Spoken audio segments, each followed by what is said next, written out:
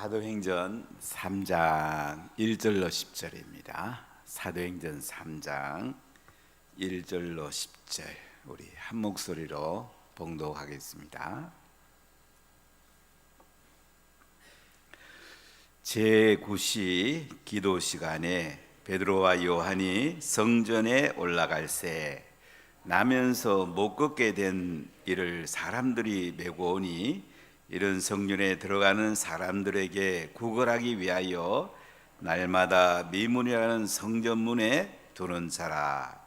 그가 베드로와 요한이 성전에 들어가려 함을 보고 구걸하거늘 베드로가 요한과 더불어 주모가 이르되 우리를 보라 하니 그가 그들에게 무엇을 얻을까 하여 바라보거늘 베드로가 이르되 은과 금은 내게 없거니와 내게 있는 이것을 내게 주노니 나사렛 예수 그리스도의 이름으로 일어나 걸으라 하고 오른손을 잡아 일으키니 발과 발목이 곧 힘을 얻고 뛰어서서 걸으며 그들과 함께 성전으로 뛰어들어가면서 걷기도 하고 뛰기도 하며 하나님을 찬송하니 모든 백성이 그 걷는 것과 하나님을 찬송함을 보고 그가 본래 성전 미문에 앉아 구걸하던 사람인 줄 알고 그에게 일어난 일로 인하여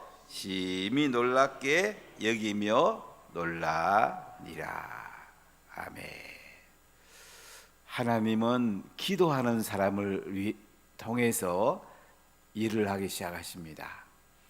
한 사람이 기도하는 사람, 하나님이 쓰실 때에 놀라운 일들이 일어나는 것을 볼 수가 있습니다. 오늘 말씀은 초대교회에 일어났던 첫 번째 기적입니다. 나면서부터 못 걷게 된 사람, 얼마나 안타까운 사람입니까?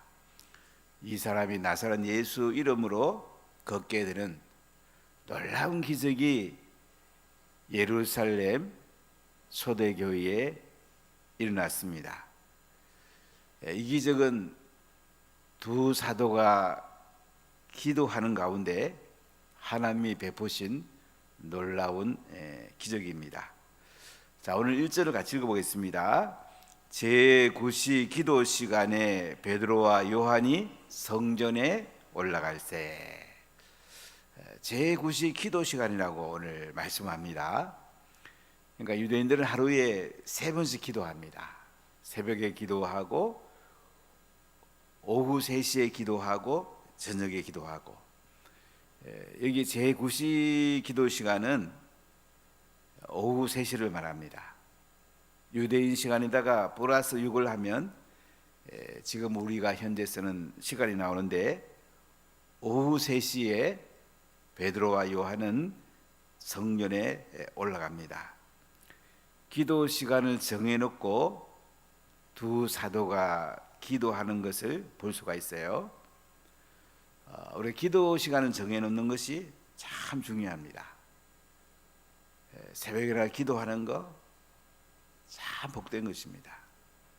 하늘문을 여는 열쇠가 되는 것입니다.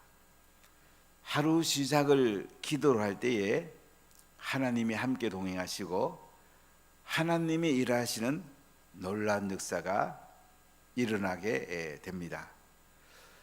베드로가 쉬지 말고 바울이 쉬지 말고 기도하라 이렇게 데살로니가 전서에 말하는데, 쉬지 말고 기도하란 말은 하루에 3번 기도하란 말입니다.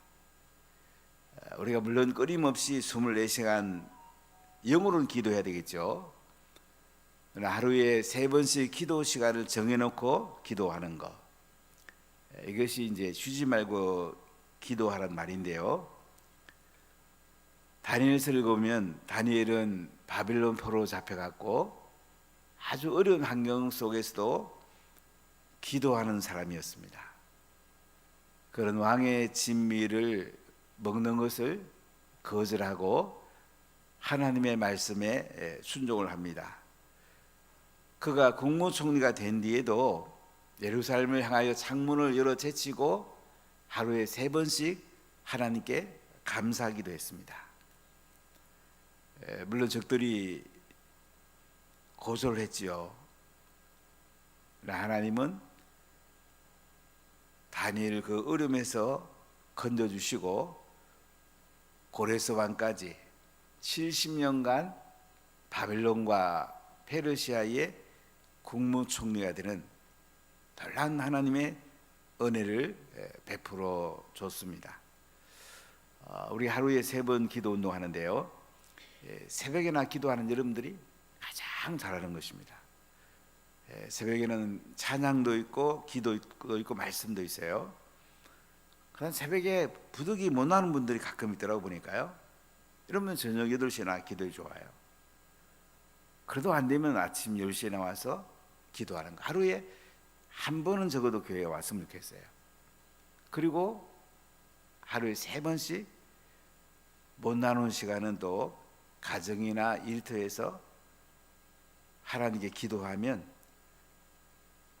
하나님은 기도하는 사람을 통해서 놀라운 일을 행하십니다.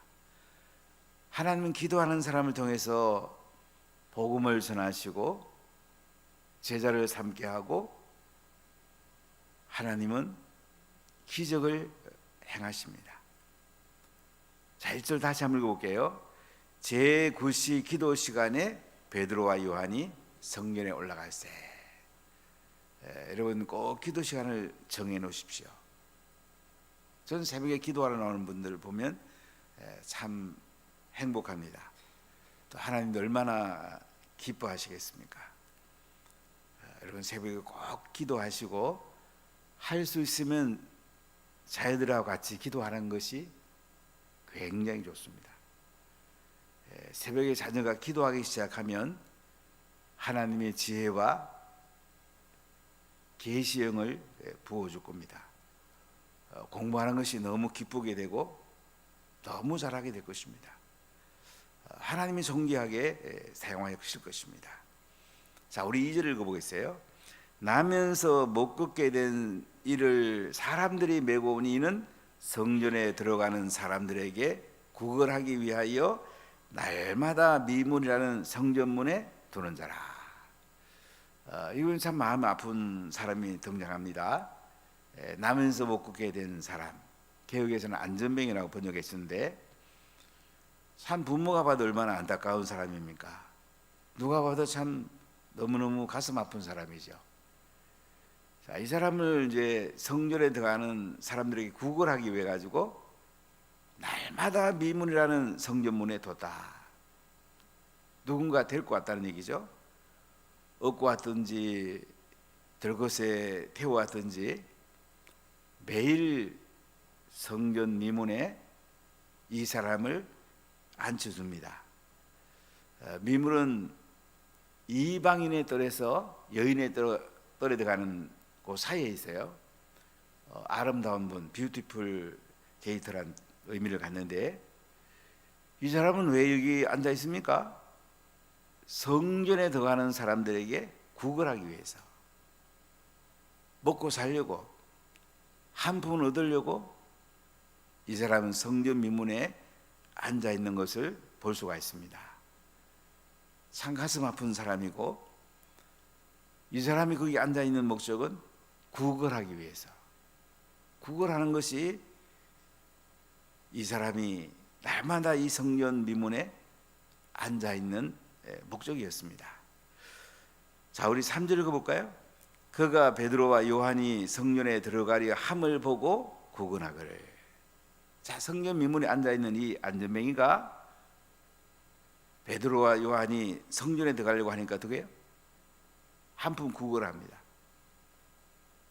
베드로와 요한을 한 푼 주는 사람으로 이 안전뱅이는 구걸하는 것을 볼 수가 있습니다. 자, 4절 읽어볼까요? 베드로와 요한과 더불어 주목하여 이르되 우리를 보라 하니. 근데 베드로가 요한과 함께 어떻게 해요? 우리를 보라. 베드로와 요한은 날마다 성전 미문에 있는 이 안전뱅이에게 우리를 보라 하면서 그가 날마다 돈을 향해서 보고 있는 이 거린을 향해서 어떻게 해요? 하나님을 바라보게 하는 걸 볼 수가 있어요. 여러분, 우리가 뭘 보는가 참 중요해요. 오늘 세상 사람들을 보면 뭘 봅니까? 참 유튜브 보는 사람이 참 많죠. 좋은 거 보는 것은 참 좋은 것입니다. 그러나 요새 딥페이크라고 참 안 좋은 것들, AI 기술이 많이 발전하니까 가짜들을 만들어서 잔인한 장면들을 보게 하고, 어떡하든지 돈을 벌려고 하는 많은 사람들이 세상에 좋은 문명의 이기를 이용을 합니다. 오늘 이게 보면 안전뱅이는 구걸을 하려고 앉아 있는데 베드로와 요한은 우리를 보라 하면서, 자 5절 읽어볼까요? 그가 그들에게서 무엇을 얻을까 바라보거늘. 그러니까 이 안전뱅이는 베드로와 요한에게 무엇을 얻을까? 언금을 얻을까? 좀 나은 것을 얻을까? 동전만 대부분 사람들인데 종이 돈은 안 줄까? 어떤 이런 기대감을 가지고 바라보고 있어요. 참 불쌍한 사람이 그래도 낙이 누군가 좀 더 많이 주면 그것이 이 사람이 낙이에요. 세상에서 먹고 사는데 이 마음이 가 있고요, 몸이 성하지 못하니까 누군가 자기를 도와주는데 그 마음이 가 있고 항상 돈을 바라보는 이 사람을 볼 수가 있습니다. 자, 베드로와 요한이 우리 봐라 하니까 이 몇 푼을 넣어줄까 싶어서 뚫어지게 바라보고 있습니다. 자, 우리 6절을 크게 한번 읽어볼까요? 베드로가 이르되 은과 금은 내게 없거니와 내게 있는 이것을 내게 주노니 나사렛 예수 그리스도 이름으로 일어나 걸으라 하고. 자, 베드로가 오늘 이 나면서 못 걷게 된 사람에게 뭘 줍니까? 그 앉아 있는 사람은 지금 은금을 기다리고 있어요. 동전 몇 푼을 기다리고 있습니다. 근데 베드로는 뭐라고 그래요? 은과 금은 내게 없다. 나한테 있는 것은 나사렛 예수 그리스도의 이름이다. 일어나 걸어라. 이제까지 사람들은 몇 푼 동전을 줘도 조금 도와주는 것이었습니다. 근데 베드로와 요한은 이 사람들에게 나사렛 예수 그리스도의 이름을 일어나 그렇게 함으로 말미암아 근본 문제를 해결합니다. 여러분, 세상에서 우리가 많은 걸 얻어봐도요, 잠깐만 마음이 좋을 뿐이에요. 근데 하나님을 바라보면 근본 문제가 해결됩니다. 이 사람이 제일 큰 소원은 뭐겠습니까? 누가 몇 푼 주는 것보다도 일어나서 걸어가지고 밖에 가서 일해가지고 사는 것이 이 사람의 가장 큰 소원일 것입니다. 나면서 못 걷게 됐으니까 이 사람은 그럴 생각을 지금 못하고 있는 거죠. 절망감과 낙심이 이 사람을 붙들고 있습니다. 그런데 베드로는 은과 금은 내게 없지만은 나사렛 예수 그리스도의 이름으로 일어나 걸어라. 예수님의 이름은 이 사람을 일어나 걷게 할 수가 있습니다. 베드로와 요한의 이름으로 이 사람이 걸을 수는 없지만은 나사렛 예수 그리스도 이름으로 일어나 걸어라. 근본적인 해결책을 베드로는 이 사람에게 제시합니다. 나사렛 예수 그리스도 이름을 이 사람에게 줍니다. 일어나 걸어라. 그리고 믿음으로 오른손을 잡아 일으키니 어떻게 합니까? 발과 발목이 곧 힘을 얻고. 베드로는 예수 그리스도의 이름으로 오른손을 잡아 일으킵니다. 하나님이 세워줄 줄 믿고 일으킵니다. 하나님이 고쳐줄 줄 믿고 오른손을 잡아 일으킵니다. 근데 어떤 일이 납니까? 발과 발목이 곧 힘을 얻습니다. 이 사람은 나면서 못 걷게 됐기 때문에 한 번도 걸어본 적이 없습니다. 이 사람은 그럴 수 있다고 생각해 본 적이 없습니다.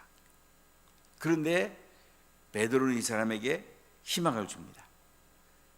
나사렛 예수 그리스도 이름으로 그럴 수 있다. 하나님이 할 수 있다. 예수님은 너를 근본적으로 치료할 수 있다. 오른손을 잡아 일으키니까 발과 발목이 힘을 얻고 어떻게 합니까? 자, 오늘 8절을 크게 한번 읽어볼까요? 뛰어서서 걸으며 그들과 함께 성전으로 들어가면서 걷기도 하고 뛰기도 하며 하나님을 찬송하니. 참 하나님은 놀라운 분이시죠. 돈 몇 푼 주는 정도가 아니에요. 하나님이 이 사람이 뛰어서서 걷고 그들과 함께 성전에 들어가면서 걷기도 하고 뛰기도 하고 하나님을 찬송하게 됩니다. 이전에는 성전 미문에 와서 한 푼 달라고 하는 이 안전뱅이 거지가 이제 성전이 바뀌게 됩니다. 예배하는 성전으로 바뀌게 됩니다. 뛰어서서 걸으며 뛰기도 하면서 하나님을 찬송하면서 성전 안으로 들어가는 것을 우리가 볼 수가 있습니다. 참 놀라운 은혜죠. 얼마나 하나님 대단하십니까? 우리가 다른 사람을 섬기고 재정을 주는 거 나쁘다고 말할 수는 없습니다. 그러나 가장 근본적인 나사렛 예수 그리스도 이름 복음을 주는 것이 가장 소중한 것을 볼 수가 있습니다. 미국에서 전 세계 한 8만여 명의 선교사가 지금 파송되어서 세계에 많은 복음을 전했습니다. 근데 좀 아쉬운 것은 이 사람들이 좀 돈 가지고 많이 이렇게 선교를 했어요. 지금 각 나라에서 많은 부작용이 나타나고 있는데 인도에도 선교 단체가 한 5천 개쯤 된다고 합니다. 주로 돈으로 선교합니다. 거기 말씀 들어오면 돈 주겠다. 근데 옆에 선교 단체가 더 준다 그러면 또 그쪽으로 갑니다. 근데 이걸 바꾼 사람들이 이제 몇 사람이 있어요. 안강희 선교사나 우리 피터 튜마이 같은 경우는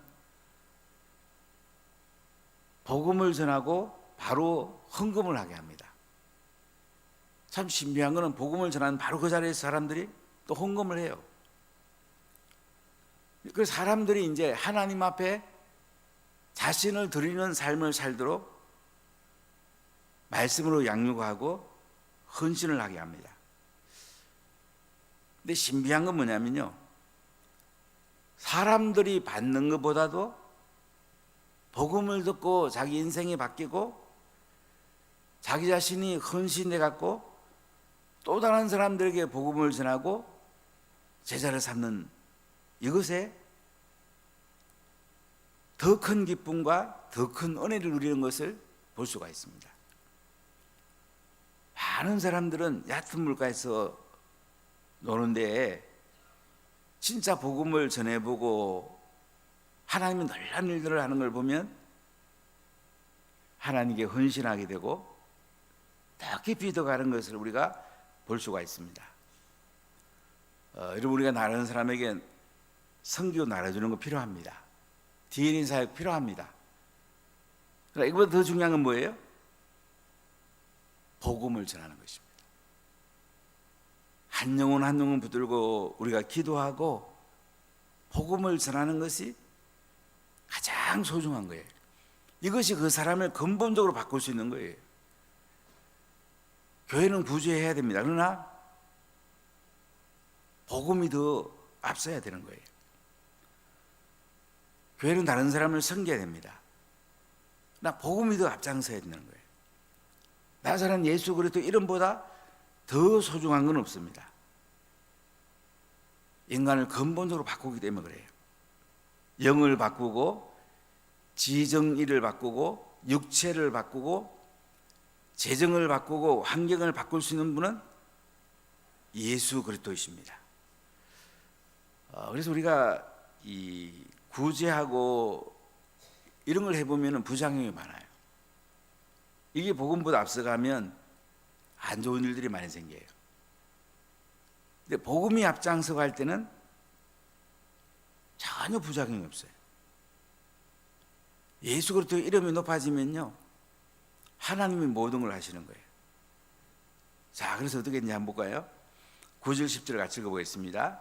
모든 백성이 그 걷는 것과 하나님을 찬송함을 보고 그가 본래 성전 미문에 앉아 구걸하던 사람인 줄 알고 그에게 일어난 일로 인하여 심히 놀랍게 여기며 놀라리라.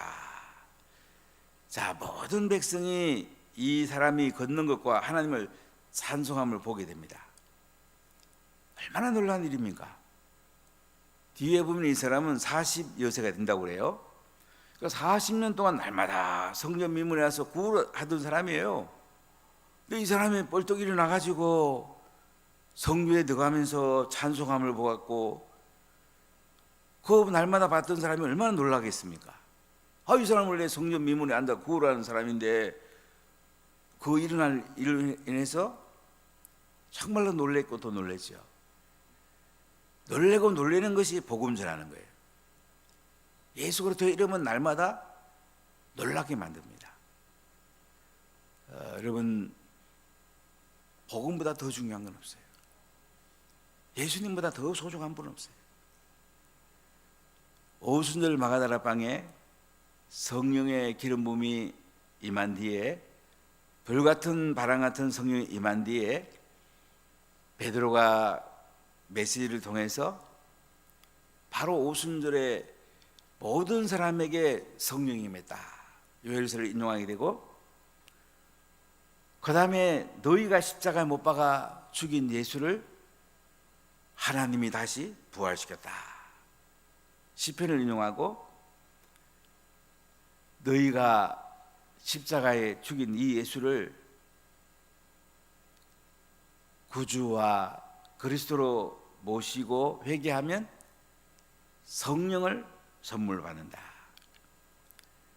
이때 3,000명이 회심을 하게 되는데, 자, 이 3,000명이 회심한 가운데 성전 미문에 늘 한 푼 달라고 구걸하던 이 사람이 이제는 완전히 바뀌게 되죠.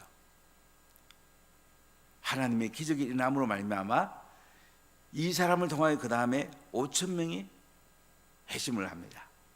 남자 5,000명이 예수를 믿게 돼요.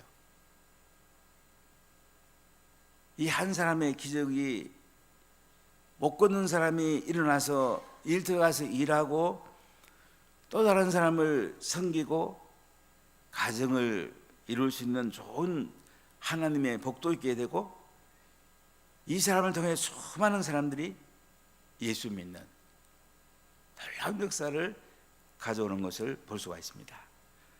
한 사람이 변함으로 초대교회에 놀라운 능력과 놀라운 하나님의 역사가 일어나는 것을 볼 수가 있어요. 여러분, 나 한 사람이 바뀌면 우리 가정이 바뀌고, 우리 셀이 바뀌고, 마을이 바뀌고, 교회가 바뀝니다. 나라가 바뀔 수가 있습니다. 제가 저녁에 잠깐 그 안창호 국가인권위원장 청문회 하는 것을 이렇게 몇 군데 이렇게 보면서 참 감사했어요. 그 청문회 회장에서 국회의원들이 계속 국제인권 얘기를 하면서 차별금지법을 계속 반대할 거냐고. 이번은 끝까지 나 차별금지법 반대한다. 차별금지 반대한다. 그리고 학교에서 진화론만 가르치지 말고 창조론도 가르쳐야 된다. 참 믿음 좋은 장로님이죠. 분당 임마누엘 교회 장로님이신데 제 고등학교 한해 후배이기도 합니다. 신현필 목사님, 우리 안강희 목사님 친구 목사님인데 그 교회에서 아주 신실한 분이에요. 정말 신실한 분이에요. 신현필 목사는 제가 이해 고등학교 후배이기 때문에 제가 물어봤어요. 안 장로님 저번 때 그랬더니 정말 감동이 있다. 이분 뵐 때마다 감동이 있다. 그 교회가 이제 선교하려고 상가교회. 교회 건물이 없습니다. 그래서 목사님 어느 날 이 장로님께 이렇게 얘기를 했나 봐요. 장로님이 상가 건물에 오셔도 괜찮습니까? 아이고, 상가 건물이면 어떻습니까? 예수님이 계신 곳인데요. 그 목사님 만나보면 늘 안상호 이 장로에 대해서 참 좋은 얘기를 해줄 때 참 감사했는데, 이제 국가인권위원장 임명이 되면 이 사별금지법에 대해서 참 좋은 일을 할 것입니다. 한 사람이 이렇게 중요한 거예요. 한 사람 한 사람. 윤석열 정부에서 그래도 한 사람 한 사람 좋은 사람들을 이렇게 세워나가는 모습이 저는 굉장히 감사해요. 특히 믿음의 사람, 신실한 사람, 성령의 사람, 이런 사람들이 나라의 중요한 자리를 차지할 때에 대한민국에 희망이 있습니다. 우리가 이걸 기도해야 돼요. 또 우리 자녀를 이렇게 키워내야 돼요. 우리 다음 세대를 또 이렇게 키워내야 돼요. 기도하겠습니다.